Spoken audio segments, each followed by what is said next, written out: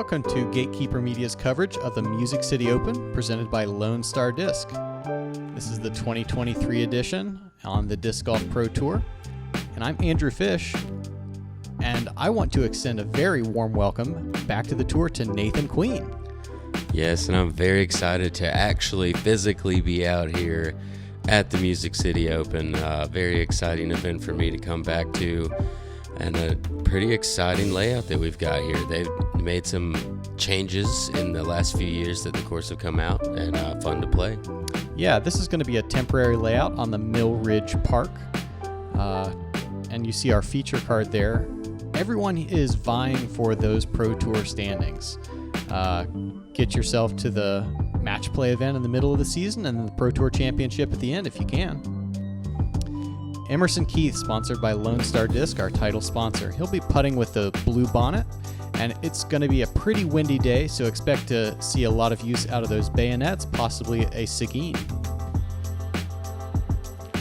And no surprise here, Paul McBeth making his way back to Gatekeeper coverage again this year, putting with the Luna.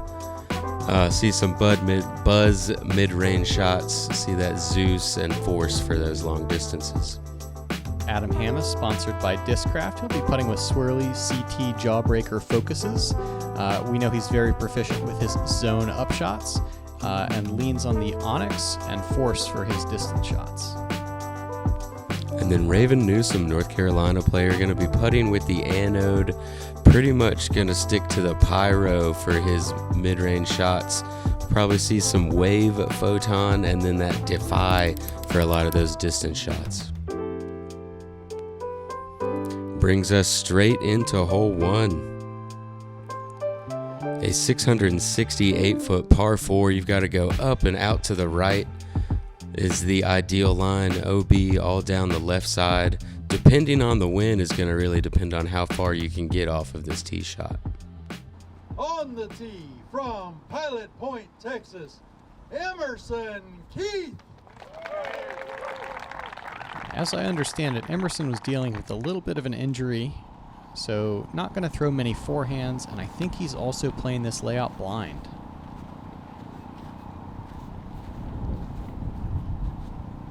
There are a few holes that are the same from past years, but also some brand new things this year. Yeah, about half the course was the same, although in different order. Keith is going to go with a hyzer over the right side, and the wind is coming off of his left shoulder. So it's kind of hard to make a whole lot of distance as high as you have to throw this. Huntington Beach, California, Paul McBeth.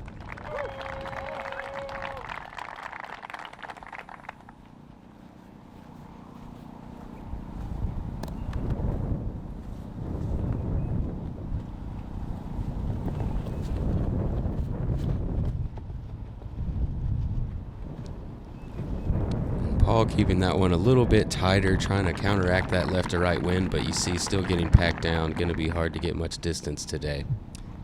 On the tee from Minocqua, Wisconsin, Adam Hammis.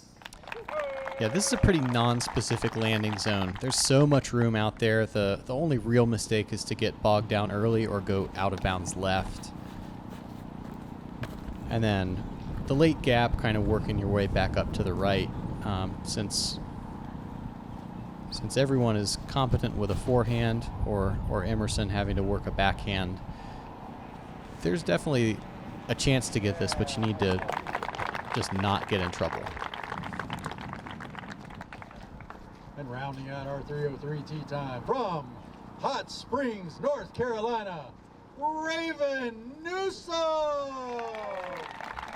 Yes, with the wind keeping these drives short, they're still going to be close to 400 feet for these upshots. Unless you go big, there's a big turnover. You could go over OB on the left side the whole way if you do want to get aggressive. Raven is going to show us that shot. I saw him lining this up in practice, and he's just trying to make his miss right, if at all. And the wind is helpful for this today, but he's got this turned over too much.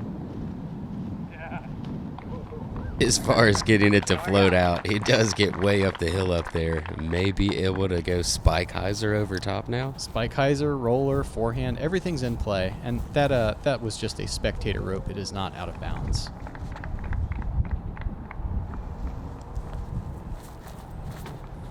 Emerson from way back is going to go with that roller play. Looks to be laid down pretty well. Nathan, we saw a little splash of water as that got to the ground. We should note that there was pretty muddy conditions after some significant rains during the last couple practice days.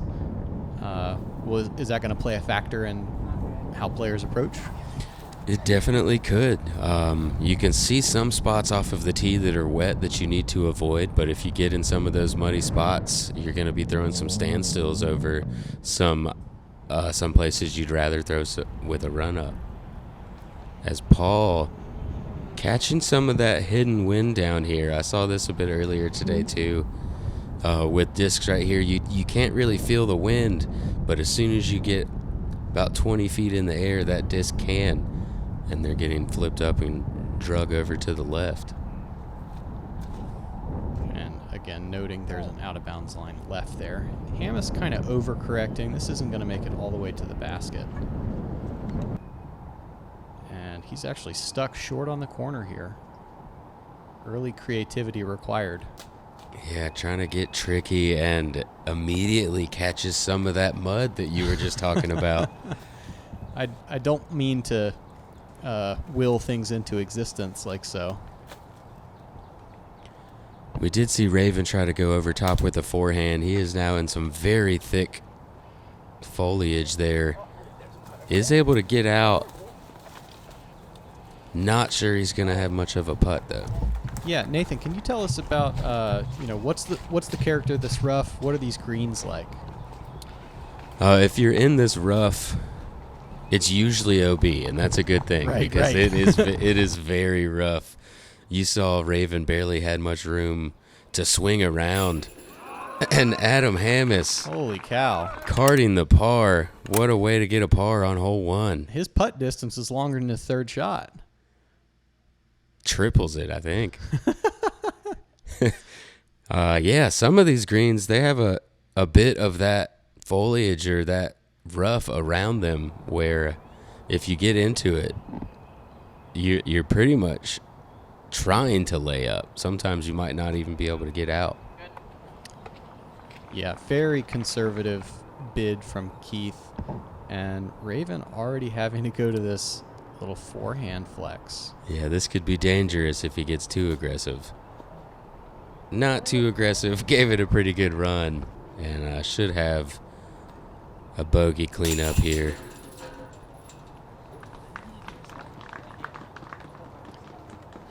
This front nine was eating a lot of good players' lunches, so you can afford to take a bogey or two, but try to limit it. And then there are more scoring opportunities on the shorter back nine. Hole 2, a par 4 at 723 feet. There's so much open space here, but it's lined out of bounds right and left. As you approach this gap, there's going to be a gentle downhill slope, pretty muddy green, OB barbed wire to the right, and then a peninsula green. It's key to hold your disc as far to the right as you can in order to make that angle approaching the green playable. I don't really like this.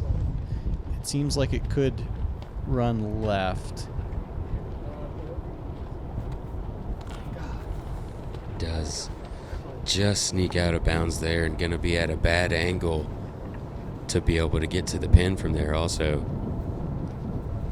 Like you were saying, you really want to hug right, and even when you do hug right and land in a spot to hit this gap, it's such a difficult gap.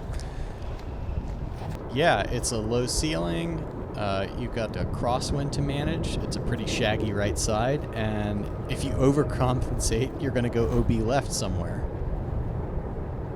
And Adam really trusting the stable forehand. There's kind of a left to right wind, headwind-esque right here. He's going to be a little bit farther left than he wants to be right there. Raven uncorks one. This is well thrown. I think this is going to leave him in pretty darn good position to attack the gap. Yeah, and Paul, he's going to be probably close to 400. Well, 380. He stayed back a little bit here. And just look how long and straight this gap is. It's so difficult to hit with the downgrade that you have too, or the downslope.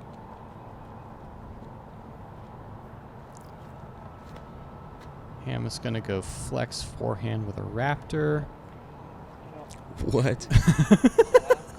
What a fun reaction. He said sure. Skipped way up in the air. Going to be inside circle 2. Looking at a 45-footer or so. Yeah, and that's a really good outcome. This hole was not giving up very many birdies at all.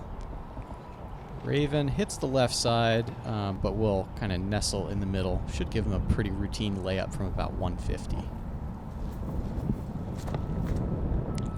Emerson taking his lie back from the OB a little bit just to get a slightly better angle, but no matter how far back he went, I'm not sure he was going to have a good enough angle to be able to reach the pin. So trying to get up and down for the bogey now, unless, no, up and down for bogey. Yep. And I think philosophically, tap in bogey is not too terrible. After an OB drive, feels pretty acceptable. Mm-hmm. And like you were saying, not many birdies on this one today. Paul with a long chance here.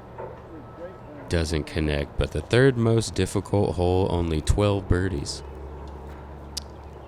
And in a field of well over 100, that's a super low percentage. We're not seeing many holes like that on the Pro Tour thus far this year.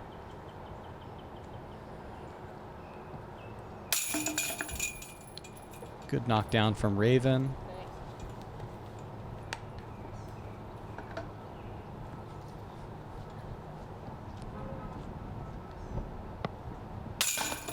Got a par cleanup from Paul there as well. I was worried about walking there. Sure. You see this nice mulch they've put down to spare us a little bit of the mud that could be out here. Yeah, and mud is omnipresent. Golf carts getting stuck. I saw a couple tow trucks to relieve some vans and cars that have been stuck in parking lots. Not to mention wet feet everywhere. Oh yeah, I believe there was a food truck that got stuck into an interesting hole 3 here. Very specific shot. You're going to need an overstable disc, sort of, that then fades at the end. But there's kind of 3 trees in the middle. If you can get something on a straight line, drifting right, that's going to fade at the end, just left of those 3 trees. That's it if you can get it to fade. That's the shot, and that's it. There's not another shot. No, it seems like Paul's going for the conservative, like mid or putter, and hoping for maybe a 40-footer. If you get that, then you've kind of won the hole.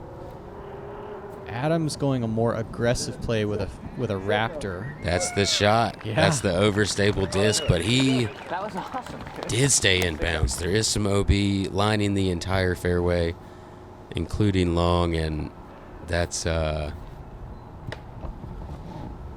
just piped it from Adam Hammis, and I don't like the decision there from Raven. I don't think he is going to now either, but the righty forehand doesn't make much sense to me. I saw one work on my card, but it was a pretty incredible flip up. Keith is going to test out of bounds the entire way. You see this is carrying around, and the cross one's going to hold that out. Oh no, and he was already throwing 3 there after kicking OB off of the tee. So he's throwing 5 from where the drop zone's at, pretty much. Oh boy. Wow. And changing tactics here. Now throwing 7. 7.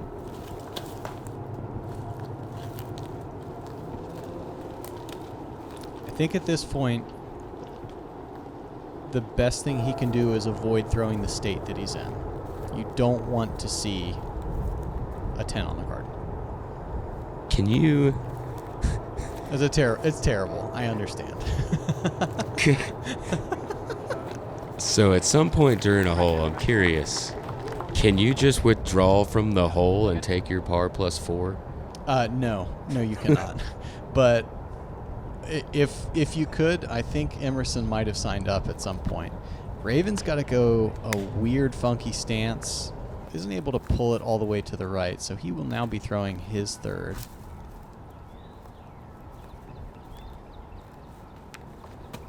I was out here a week earlier than a lot of players, and they did so much underbrush cleanup on this hole. But it is still incredibly difficult to navigate if you're not in the fairway. There's so many little trees.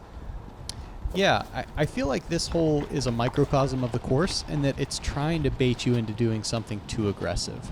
And honestly, I really like that there is a sub 300 hole that's frustrating so many good players. The hardest hole on the course today. And Adam Hammis does not care a bit. Gonna take his birdie. Fantastic fairway driver shot on a sub 300 foot hole. And Emerson's going to knock in his 9, Paul for his 3. Hey everybody, Emerson Keith here with Team Lone Star. I wanted to let y'all know about my new tour series this year. I have the Bayonet, I have the Frio, I also have a BB6 that I don't have on me, but these are going to come in the Founders plastic, and be on the lookout on the Lone Star website for these to come out. You won't want to miss it.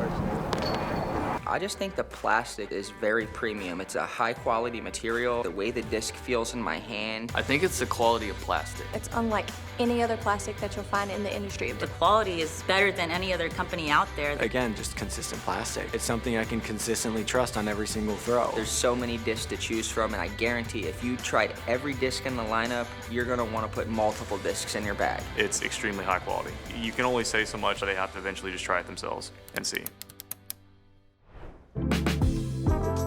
Hole 4 is our first par 5. It's playing at over 1,100 feet. The first shot is pretty routine. You can throw about 400, 450 into a generous landing zone, and then almost everybody's going to be throwing a big over-the-top anti-flex shot. That should again put you in a field with a chance to throw a hyzer to an elevated basket. This is a pretty solid scoring hole, despite its distance, because none of the shots are that imposing. Hammis is going to leave this high and hyzer. We'll need to check before an out of bounds line to the left. Sure.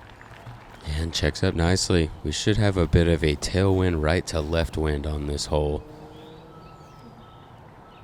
But that wind's kind of blocked unless you get up over top of these trees. If you throw a low line drive like Paul here, you're not going to feel much wind until your second shot when they go up over top. Definitely. And Paul keeping it low, able to get the distance without the crazy fade on it.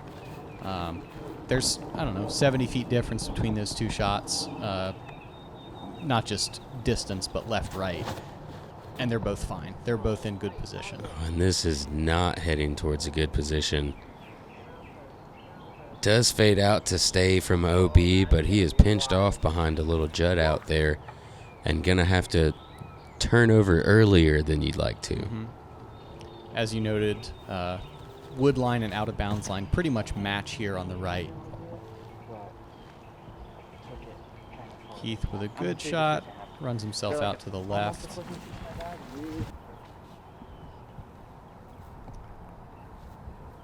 So from here, the challenge is knowing what the wind is going to do to your disc at the apex of its flight. It needs to be holding over for about 80% before it begins to fade and kind of gets picked up again. And played nicely. Ideally, if you have a better drive, you're going to want to get a little bit farther up and right of where he landed at so you can see the pin. But he is going to have a nice backhand hyzer in. Mm-hmm. So somewhere in the mid-300s, I would expect. Paul pushes for a little more distance, and He will be blind to the basket, but again, routine hyzer.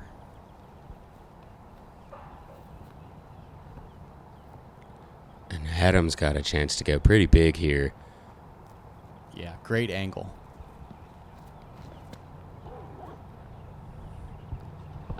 Oh, and that wind.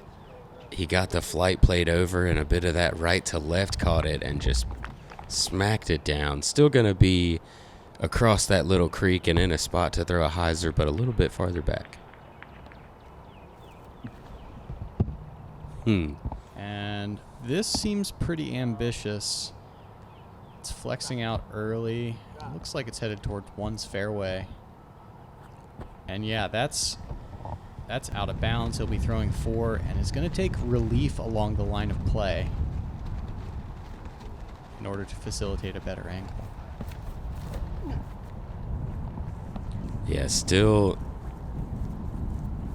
a difficult shot to reach from where he's at. And he does a great job. Gets up pretty much around that corner. May still be in those little stragglers there. But has an opportunity to save his bogey. Hamas swinging a hyzer, and this is going to get lifted by the wind, and he'll want it to dig. Appears that it does near circle's edge. Definitely have to trust your width with the staple disc out to the right. Yeah, that OB Creek does follow up and down to the left side of this basket as well. Emerson pushing it, but looks like he stays in bounds also. Mm-hmm.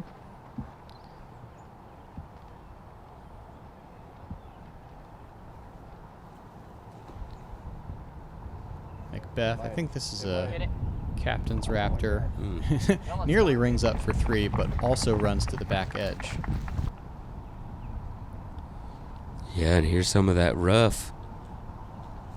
Difficult to get out of if you're in it. McBeth just on the edge there. Gonna be dropping in his par.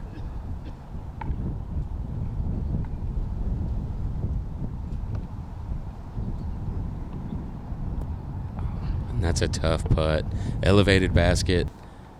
Uphill. Uphill into a headwind. Wow. Raven Newsom.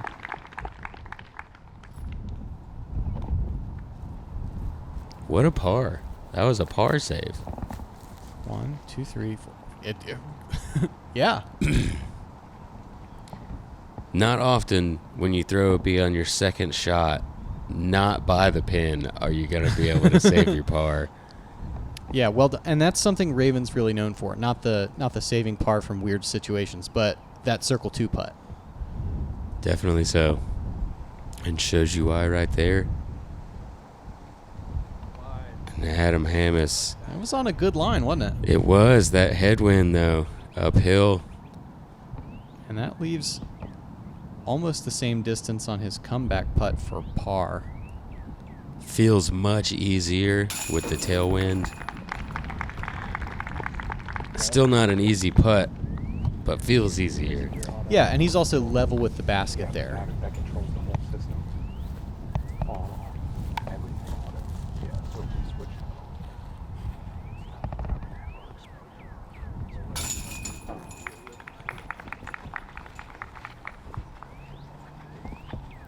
Yeah, and this hole, although you said more scoreable, 23% of the field did birdie this hole. Still averaged over par, though. Enough people took the bogey.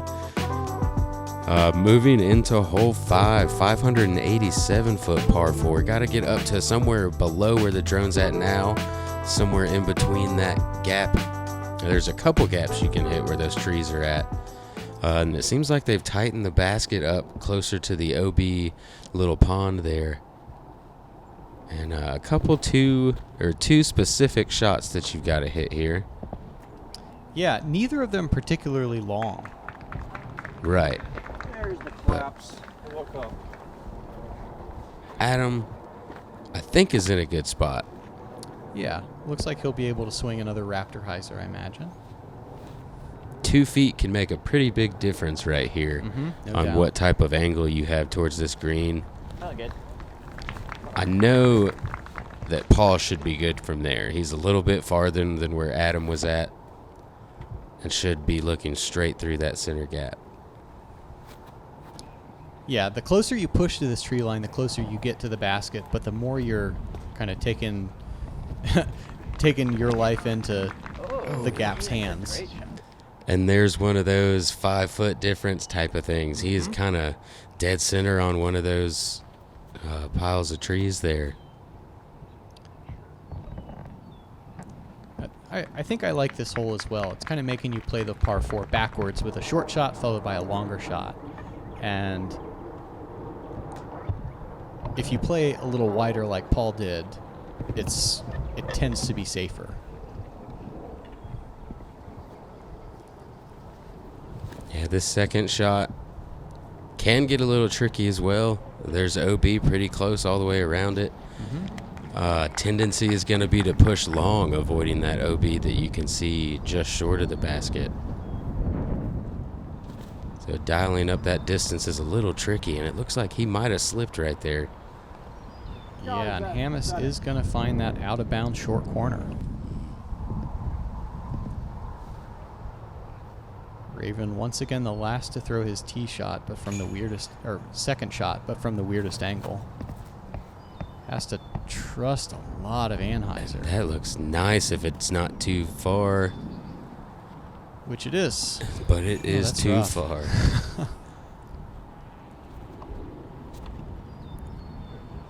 So he's closer to the pin this time, but gonna have another opportunity to save par after going OB on the second shot. Emerson, nice up and down for his par there. This will be a crosswind left to right. And almost managed perfectly. Yeah, nice confident bid.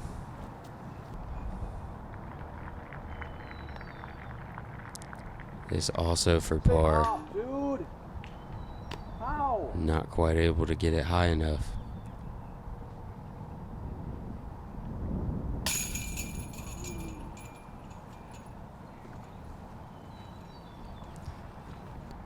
Everything but in for McBeth. He got some band. He got a lot of chains. You see the frustration as he kind of turns away. Emerson will clean up his 4. Yeah, so 587, definitely on the shorter side of par 4s that we see. Averaged over par today, 4.03. I said at the beginning, this the front 9 especially was going to make some good players look bad. Hole 6, another par 5. Once again, bounded by out of bounds almost the entire way around the hole. The idea is to throw a hyzer that kind of approaches that gap, and then a turnover to a blind landing zone or a forehand. If you've managed that successfully, the fairway kind of snakes and a little bit downhill to a pretty open green. Paul is going to go much too straight here, and that leaves just a host of weird options for a second shot, none of them desirable. I'm interested to see what he's going to try to pull out there. He doesn't do layup stuff too often. No. Yeah, if he stayed at about 80 feet back, 80 to 100 feet back of that, he'd be in a good spot. Emerson is doing the same thing. Yeah, that may be something that playing blind has hurt him. Yeah, maybe nobody told him that Paul's was bad. Yeah. Hammis is going to correct, and I'm sure get it more to the left side. He goes hyzer, but Nathan, this looks like it stood up and is short. Just got to push. Just does squeak into the landing zone, and that's a great angle now. Yeah, he's going to be in a good spot. It's hard to really get a lot of distance on that second shot unless you get exactly where you want to, because there is OB all on that right side. Here we are again. Now, it's possible they know something I don't. I don't think they do. Raven going to go to a forehand. His flight plate's going to kind of get knocked down, but if he executes this well... Good? Medium? Okay. Medium. Yeah, medium good. It didn't get far enough right that he's going to have a straight look at the pin. Still going to have lots of angles to deal with. Hamas to slug a forehand straight at the wall of trees and break right. Does it well. That'll leave him about 280, 300 into the bucket. Yeah, but showing what I was talking about, not able to get a lot of distance off of that shot, really. I was curious if you're going to take that window. Creative choice by Emerson going over OB. Yeah, he went through this wall of trees right here. And there is OB on the other side of it. That's just getting packed way down. Yeah, never held the height. So Paul goes out of bounds, and I believe that's to the left side. Wow. And it's just a jungle of trees over there. Yeah, I thought he was going to be in that jungle, but he went OB way early left of it. And this leaves probably near 400 feet. Oh, okay. Sweet. Circle 2. Yeah. That's a great hyzer. You can't see anything from where he was at. Here's some more of those funny angles, and this is not enough angle. No, that's going to flex out into the out of bounds. Or, yep. Finds the corner. Yeah, looks like it does get around the corner, though, and far enough to have a look at the basket. Hamas has played the hole well enough so far that he gets a straight-on look. Puts him in Hamas zone territory, and this is kind of easy money for him, right? Looks like it. Inside circle 1. Gonna have himself another birdie opportunity, trying to bounce back from that last bogey.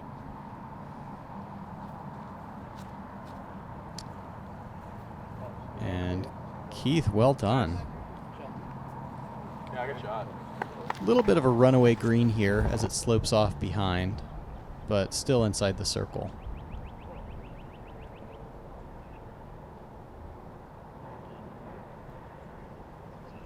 Raven for the par. And all right, so now he's gone OB on the third shot and saves the par on this par 5. What a putt. Yeah, if you watch that back, look how well connected his hips and arm are. Paul, he mentioned that his circle 2 putts were just holding straight. They weren't falling the way he expected them to. Emerson for the good birdie. If nothing else, Raven can say he big putted Paul on the front 9. Yeah. Take your victories where you can. Adam Hamas looking for a victory here for the birdie. Yeah, and you see that even at 1 down, he's in 11th place right now through 6 holes. Yeah, whenever during my practice rounds, I was kind of thinking survive the front 7. Then you get a stretch of some birdie holes. But the birdie holes still have some trouble as well. Looked like a lot of that left side. It did look like a lot of chains. Kyle Klein stepping up for the birdie on 18. Your Open champion, Gannon Burr.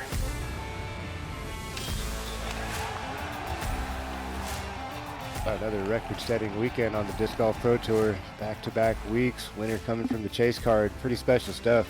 Gannon Burr, Kyle Klein, 2 young superstars on tour, showing you how to get it done.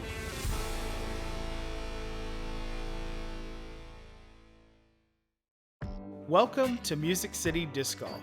We are a 501c3 nonprofit public charity here in Nashville, Tennessee. We strive on including men, women, juniors, and providing competition for all skill levels. We would like you to come be a part of Music City Disc Golf. Speaking of hole 7, 535-foot par 3 OB surrounding the entire hole. Gets pretty tight here at the green just outside the circle over there on the right side. Pretty far downhill. I played this in a headwind today. I'm not sure what it is right now. Yep, heady, a little bit across. Difficult to reach it in this headwind. It is quite downhill, but you gotta figure out how to ride it exactly right. Yeah, this one is amazing how much the wind dictates your play. The trees on the right don't let you throw the driven hyzer. So if it's this headwind, you're throwing way up wide and high. But if it's a tailwind, you can just throw a mid-range to the bucket. Maybe you can. I'm not known as a big arm, Nathan. Hamas also going to swing wide, and that's going to come up short, but inbounds, kind of no harm, no foul. Don't do anything crazy on a day like this. Yeah, pretty generous as far as the OB lining each side. All of that tall grass is inbounds. You've just got to make sure you can find it within 3 minutes. But around the green, it does get a little more cluttered with obstacles and the OB pinches. This needs to get down. Yeah, OB left for Raven. Darn.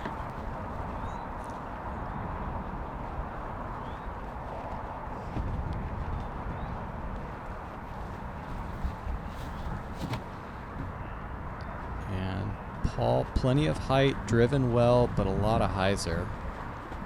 Yeah, I think he needed this a little bit wider, and it would have been a pretty good shot. He's going to be kind of stuck behind those trees now.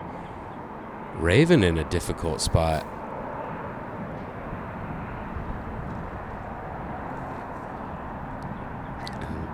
Not quite able to navigate it like he was wanting to. No, now in circle 2, and this isn't really a green that you want to be running. He will be faced with a headwind putt also.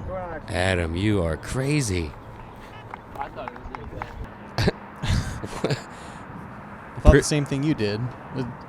Didn't expect bullseye, expected chain high run. Yeah, that sat down nicely though. Looked like a full run the whole way.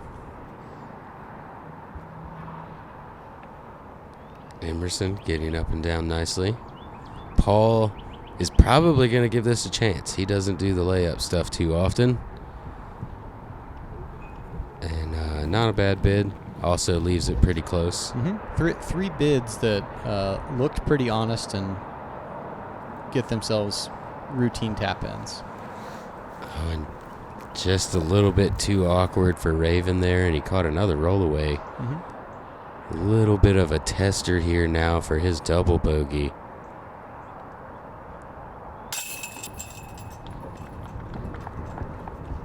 Does collect that. And I'm not positive, but I think the least birdied hole on the day today, just 6. Hey guys, Paul McBeth here. If you get a chance, go over to check out paulmcbethfoundation.org. We got some cool projects coming up. You can always use donations, whether it's financial, disc, or even just manpower. Anything helps, so check out paulmcbethfoundation.org. Hole 8, our most attackable hole in quite a while. Par 3, 315 feet. Going to play a little bit uphill with a left to right crosswind. Definitely the suggestion of a gap, and I imagine we're going to see 4 shots that play with a little bit of left to right action early in the flight. Yeah, I really like overstable mid-range or fairway here with this right-handed backhand. Just like this. Yeah, this is gorgeous. Does find the middle tree, but will have a putt. What is this, Nathan? I imagine a really flippy disc if he's throwing a forehand. Gonna go for a hyzer stand-up. And just, yeah, it's... Oh, I love that. What a counter skip. Oh, my goodness. Oh, I love that. Thank you. Yeah. That's great. That is, so I do throw lefty backhand. I go with a understable disc there just to try to push it up that fairway. Doesn't shape quite as well as this right-handed backhand shot. Come on, man. Doesn't quite drift it to the right enough. That left side does get cluttered in a hurry near circle 2. It looks like Raven's going to go with the forehand also. These guys are making a liar out of me. I called for 4 backhands. That's all right. Neither one of them did it great. But I understand why they would do it if you're more comfortable hitting gaps in general with that. Looking, forehand looking forward. Comfortability hitting the gap is definitely more important than what the shot shapes for. Mm-hmm. Raven tries to throw a little touchy up shot. Does run to the backside of the circle. Here's Paul from circle 2.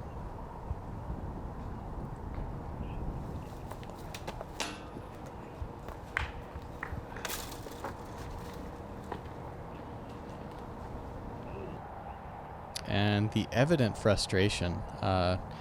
Nathan, you're a baseball fan. You don't talk about a no-hitter while it's going on. But through 8 holes, Paul McBeth being no-hit, he hasn't had a birdie. He hasn't even gotten to circle 1 in regulation. Yeah, it's a frustrating feeling, and it's very hard. It's a very difficult thing to do, to get your mind off of that and to return to your golf game so that you can get those birdies or get that hit that you're supposed to get. Yeah, absolutely. And this is actually the first hole on the course to play under par today. That kind of makes sense. There isn't really any out of bounds to speak of to add some bonus strokes here and there. Pretty sheltered green from the wind with all of the tree cover. Yeah, and Adam, after taking that bogey on 5, birdies 2 of the next 3. He's going to be 2 down and tied for 3rd at the moment. Yeah, buddy. Like, it doesn't sound impressive, but it just matters what the rest of the field is up to. Right. And moving into hole 9, our second hole on the course that doesn't average over par. It doesn't average under par either. Average right at par today. You've got 2 options, big forehand, high left, which is going to be the best play. There's also a righty backhand down the gap on the right side, but OB lining that entire right side makes it pretty dangerous. There is OB long and left also. But high over the top is fairly safe. As long as you don't push it too long, you can get caught up in that tree and drop down, maybe have an opportunity for par. Keith going for the up the middle play with a backhand. Doesn't quite give it the height, but even from there, it's a routine layup.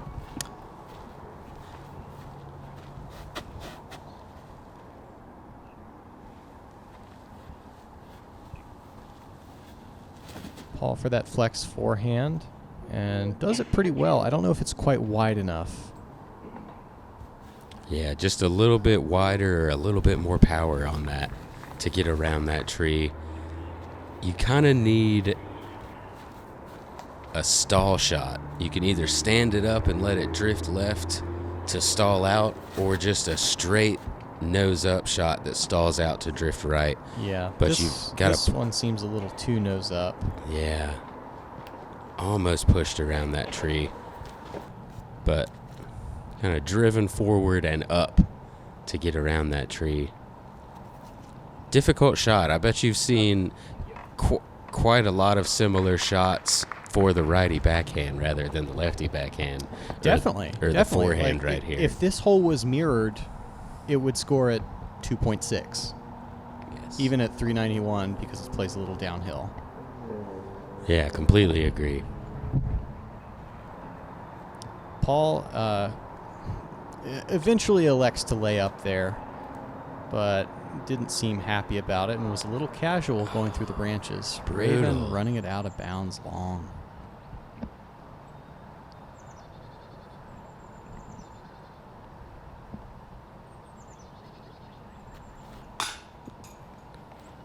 And Adam, just inside 40 feet, gonna hit the 9. Yeah, expected the drop. You are pretty sheltered from the wind here, but stayed high. It was on line. he's going to close out his front with a par. Nothing wrong with that.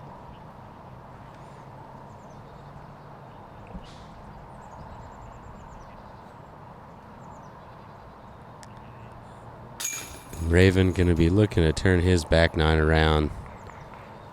His 6 over par through the front nine, just kind of finding that OB. Yeah, I don't think he's played gratuitously bad. He's made a couple nice putts. Just like things stack up pretty quick here.